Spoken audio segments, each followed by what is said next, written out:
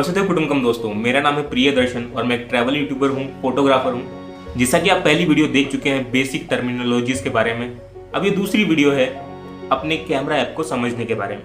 मेरे पास में ये फ़ोन है जिसमें वीडियोज़ और फोटोज़ शूट करता हूँ और ये मेरा कैमरा ऐप है। और अभी थोड़ी देर बाद जब ये वीडियो चलेगी तो आपको फुल स्क्रीन पर सिर्फ ये कैमरा इंटरफेस दिखाई देगा और इसी के थ्रू मैं आपसे बात कर रहा हूँ और हम इसे समझ रहे होंगे। तो देर किस बात की, शुरू करते हैं, कंटिन्यू करते हैं। और अगली नेक्स्ट स्क्रीन कैमरा इंटरफेस, और ये मेरे फ़ोन के कैमरे का इंटरफेस है। तो शुरू करते हैं छोटी छोटी चीज़ों से। पहले अपन कोई अच्छा सा फ्रेम देख लेते हैं। ओहो हो क्या बात है। यहाँ पे ये देखिए चींटे जा रहे हैं भाई सब। ओके, तो अपन थोड़ी देर यहीं बैठ के बात करते हैं। पहले अपन बात करते हैं लेंसेज के बारे में। अलग अलग फ़ोन के अंदर लेंसेज की संख्या अलग अलग होती है। जैसे कि मेरे पास में 3 लेंसेज हैं, वाइड एंगल, नॉर्मल और टेलीफोटो। अब इनमें अंतर क्या है कि इनका जो डेप्थ ऑफ फील्ड है वो अलग अलग होता है, इनका अपर्चर अलग अलग है। जैसे कि ये टेलीफोटो लेंस है, ये डिस्टॉर्ट कम करता है, ये क्लोज टू रियलिटी होता है। जबकि अगर आप नॉर्मल लेंस की बात करें या वाइड एंगल की बात करें तो इसमें आदमी का चेहरा जो है वो थोड़ा डिस्टॉर्ट हो जाता है। कई सारे फ़ोन्स में पोर्ट्रेट मोड आता है जिससे कि आपको डिजिटली पोर्ट्रेट शॉट्स दे देता है। ऊपर हम देखेंगे तो यहाँ पर फ्रेम दे रखा है, मैंने 4:3 कर रखा है। यहाँ पर एक बहुत बड़ी गलती होती है, लोग अपना फ्रेम फुल फ्रेम रखते हैं फ़ोन में। इसकी वजह से आप अपने सेंसर का पूरा यूज़ नहीं कर पाते हैं। आप इसको हमेशा 4:3 पर रखें, अपनी फ़ोटोज़ फुल पोटेंशियल के साथ क्लिक करें और उसके बाद आप चाहें तो इसे क्रॉप कर सकते हैं। ये टाइमर बटन है जहाँ से आप टाइमर सेट कर सकते हैं कितनी देर के लिए क्लिक करना है। और एक एडवाइस हो रहा है, आप अपने साथ में अगर हो सके तो एक छोटा ट्राइपॉड रखें। मैं आपको दिखाता हूँ, मेरे पास है। ये एक ईजी टू कैरी ट्राइपॉड है। ऐसे 800 से 1000 रुपये तक के ट्राइपॉड आपको ऑनलाइन मिल जाएंगे या आप अपने आसपास के स्टोर से ख़रीद सकते हैं। और इसकी अच्छी बात यह है कि ये दिखने में बड़ा लग रहा है थोड़ा, लेकिन आप इसे छोटा कर सकते हैं और ये इतना छोटा हो जाएगा कि आप इसे अपनी पॉकेट में फिट कर सकते हैं। और ये देखिए मेरी पॉकेट में फिट आ गया। इसकी अच्छी बात क्या है कि अगर आप फ़ोटोज़ क्लिक कर रहे हैं तो कई दफ़ा ऐसा होता है कि आपका हाथ हिल जाता है और फ़ोटोज़ ब्लरी आ जाती हैं, तो वैसा नहीं होगा और आपके स्टेबल फ़ोटोज़ आएंगे। आपको यहाँ पे लाइनें दिखाई दे रही हैं, तो ये ग्रिड लाइंस हैं, तो आप इसे ऑन कर सकते हैं। ये देखिए सेटिंग में जा कर के ग्रिड लाइंस नॉन और ग्रिड लाइंस 3:3। आप इसे 3:3 पे रखें क्योंकि जो फोटोग्राफी के कुछ रूल्स हैं उनमें ये बहुत काम आता है। तो ये बेसिक सा कैमरा इंटरफेस हर किसी फ़ोन का होता है। उसके अलावा एक चीज़ और होती है कि आप इस कैमरा इंटरफेस पे टच करके फोकस शिफ्ट कर सकते हैं। फॉर एग्जांपल मैं इस पत्ती के काफ़ी करीब हूँ और पीछे जो बैकग्राउंड है वो काफ़ी दूर है।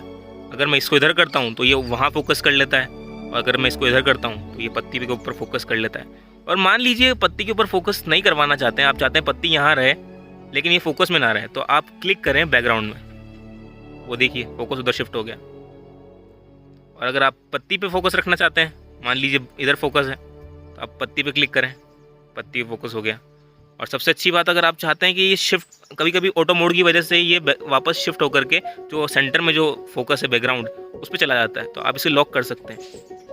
ये लॉक कर दिया तो अब ये फोकस शिफ्ट नहीं होगा। और सबसे अच्छी बात, आपने जिस दूरी पे से लॉक किया है कि यहाँ तक फोकस है तो उतनी ही दूरी पे ये लॉक हुआ है। अगर आप इसे पीछे हटेंगे तो पत्ती ब्लर हो जाएगी क्योंकि अभी भी फोकस इसी दूरी पे है। देखिए मेरी उंगली क्लियर दिखाई देगी बस, क्योंकि मेरी उंगली उतनी दूरी पे है। अगर मैं अपनी उंगली को आगे पीछे करूँगा तो वो ब्लर हो जाएगी, या पास लाऊंगा तो ब्लर हो जाएगी क्योंकि फोकस इस दूरी पर हमने लॉक कर दिया है। अब चूँकि हमने फोकस लॉक कर दिया है और उसके बाद में उसकी लाइटिंग को भी कम कर सकते हैं और उसको बढ़ा भी सकते हैं, यानी एक्सपोजर को कम या ज़्यादा कर सकते हैं। मान लीजिए आपको इस तरह के एक्सपोजर का फ़ोटो चाहिए तो आप इसे थोड़ा सा ज़्यादा एक्सपोजर रखें ताकि एडिटिंग में आपको नॉइस ना आए ज़्यादा, और फिर आप फ़ोटो क्लिक कर सकते हैं। यहाँ पे आपको एक फ़ायदा और मिलता है, HDR सेटिंग में अगर आप देखेंगे तो HDR ऑन है।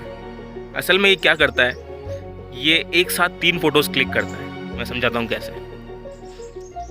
आप देख सकते हैं कि पेड़ के ये वाला हिस्सा जो है वो डार्क था और वो वाला हिस्सा ब्राइट। तो अगर आप बिना HDR के खींचते हैं तो आपको हो सकता है कि सिर्फ वही ये वाला जो हिस्सा है वही ब्राइट मिले और बाकी पूरा डार्क मिले फ़ोटो खींचने के बाद। या फिर अगर इस वाले पे आप फोकस रखते हैं तो आपको ये वाला हिस्सा ब्राइट मिले और वो बहुत ज़्यादा ओवर ब्राइट मिले। तो HDR क्या करता है, 3 तरह के फ़ोटोज़ खींचता है, ओवर एक्सपोज, अंडर एक्सपोज और एक नॉर्मल, और उन तीनों को मिक्स करके हमें एक फ़ोटो देता है ताकि सारे एरियाज वेल एक्सपोज्ड हों। अब हम बात कर सकते हैं प्रो मोड की। चलो प्रो मोड के अंदर आते हैं। यहाँ पे काफ़ी प्यारा पौधा दिखाई दे रहा है, तो हम प्रो मोड का यूज़ यहीं पे करेंगे। आप इसमें देख सकते हैं यहाँ ISO दिखाई दे रहा है, ये वाइट बैलेंस है। आपको किस तरह का मूड चाहिए फ़ोटो में उसको सेट करते हो। फॉर एग्जांपल अगर बारिश हो रही है और आपका कैमरा उस मूड को पोर्ट्रे नहीं कर रहा है तो आप मैनुअली सेट कर सकते हैं कि आपको किस तरह का मूड चाहिए। ये ठंडा मूड हो गया, ये थोड़ा गर्म मूड हो गया।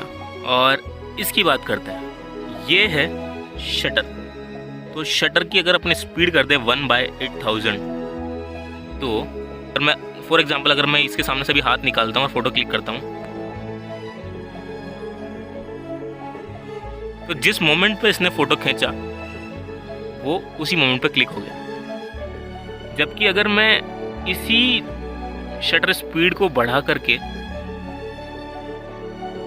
आप देख पा रहे हैं जैसे ही मैंने इसको क्लोज टू 0.5 सेकंड किया तो कितनी सारी लाइट अंदर आ रही है। यानी कि इस कंडीशन में इतनी देर तक अगर शटर ओपन रहा तो काफ़ी ज़्यादा लाइट अंदर आ जाएगी। और ऐसे में हम कोशिश करेंगे, देखते हैं ISO इसमें हमें हेल्प कर सकती है क्या। नहीं, इतनी ज़्यादा लाइटिंग में हम डिजिटली भी इस लाइट को कम नहीं कर पा रहे। टाइमिंग हम कम करते हैं, ये देखिए 1/1000 सेकंड का अगर आप टाइमर रखते हैं शटर का, तब जाकर के ये थोड़ा क्लियरली दिखाई दे रहा है।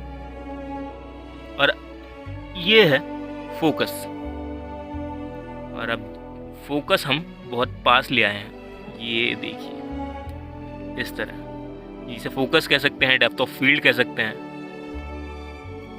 और जैसे जैसे हम स्लाइडर को बढ़ाएंगे तो ये डेप्थ ऑफ फील्ड अब बढ़ रही है, और पीछे का जो बैकग्राउंड है वो हम साफ देख पा रहे हैं। ये देखिए, तो ये प्रो मोड है। इस तरह आप इन सारी चीज़ों का यूज़ कर सकते हैं किसी एक फ़ोटो क्लिक करने के लिए।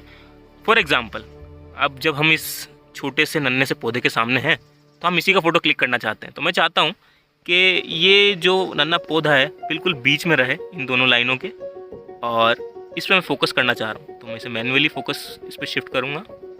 क्या ये फोकस में आया? जी बिल्कुल, फोकस में आ गया। ओके, अब मैं चाहता हूँ कि इसमें कितनी लाइट आए। वाइट बैलेंस हम ऑटो कर देते हैं। अब हम चाह रहे हैं कि इस पर कितनी लाइट आए, थोड़ी लाइट बढ़ाना चाह रहे हैं हम। ठीक है, तो हमने शटर स्पीड इस हिसाब से रखी है ताकि हमें इनफ लाइट मिल जाए। ठीक है, और अब हम इस फोटो को क्लिक करेंगे। ये हमारी फ़ोटो क्लिक हो गई है।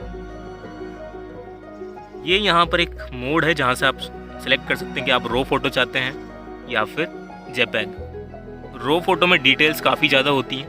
मैंने ये क्लिक किया, आपको 2 फोटोज़ मिलेगी शायद। अब एडिट का बटन आ रहा है, लेकिन इस वाली फ़ोटो में नहीं आ रहा है क्योंकि ये रो फोटो है, इसे इजीली एडिट नहीं कर सकते हैं। इसके लिए हमें एक ऐप चाहिए जो इसे एडिट कर सके। तो स्नैपसीड के ऐसे ऑप्शन आपको कभी नहीं दिखेंगे जो एक रो फोटो को आप अगर उसमें लेते हैं। ये देखिए यहाँ लिखा आ रहा है रो, इस जगह पे। हम कुछ और फोटोज़ क्लिक करेंगे इस मैनुअल मोड में या प्रोफेशनल मोड जिसे आप कह सकते हैं।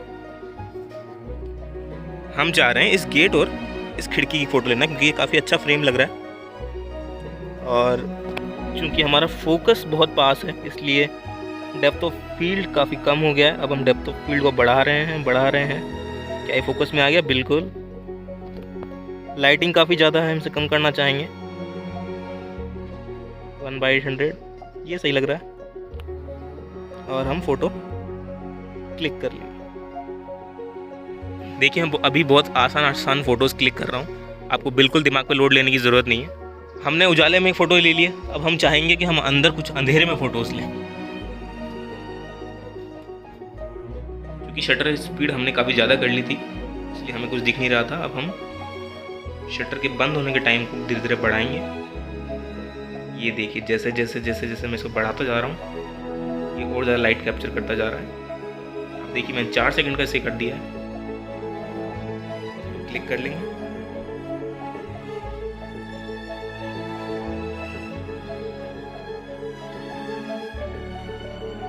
काफ़ी ज़्यादा लाइट अंदर आ गई 4 सेकंड पर। 0.5 क्लिक करते हैं। फॉर एग्जांपल मैंने इसे 1 सेकंड के लिए सेट कर दिया है, उतनी देर के लिए लाइट इसमें अंदर आएगी। अब मैं आपको एक बहुत अच्छी चीज़ दिखाने वाला हूँ जिसे लाइट ट्रेल फोटोग्राफी कहते हैं। अब मैं जैसे क्लिक करूँगा तो 1 सेकंड के लिए शटर ओपन होगा, मुझे 1 सेकंड में कोई एक्टिविटी करनी है। अब मैं आपको फोटो दिखाता हूँ। 1 सेकंड के लिए शटर में जहाँ जहाँ लाइट थी उसे कैमरे ने कैप्चर कर लिया है। तो दोस्तों आई होप इस कच्चे तरीके से जो मैंने आपको कैमरा इंटरफेस दिखाया आपको वो बहुत हद तक समझ में आया होगा। अभी तक हमने केवल टर्मिनोलॉजी समझी हैं, अपनी कैमरा ऐप को समझा है, हमने फोटोग्राफी अभी शुरू नहीं की है। नेक्स्ट वीडियो में जो हम बात करने वाले हैं रूल्स के बारे में, वो अचानक से ऐसा कुछ जादू कर देंगे कि आपके फ़ोटोज़ बहुत शानदार आने लगेंगे। और अगली वीडियो में हम कुछ फ़ोटोज़ खींच के देखेंगे भी उन रूल्स की मदद से कि फ़ोटोज़ कैसे आ रहे हैं, और आप खुद देखेंगे कि ओ माय गॉड ये क्या हो गया। तब तक के लिए आप भी अपना कैमरा इंटरफेस खोलिए, आसपास घूमिए, अच्छे फोटोज़ क्लिक करने की कोशिश कीजिए। प्रो मोड के जो भी बटन्स हैं, shutter speed, ISO, white balance, aperture, focus, इन सबको यूज़ कीजिए, थोड़ा वार्म अप कर लीजिए क्योंकि आगे बहुत ही शानदार रूल्स आने वाले हैं। मेरा नाम है प्रियदर्शन और इस वीडियो को देखने के लिए धन्यवाद।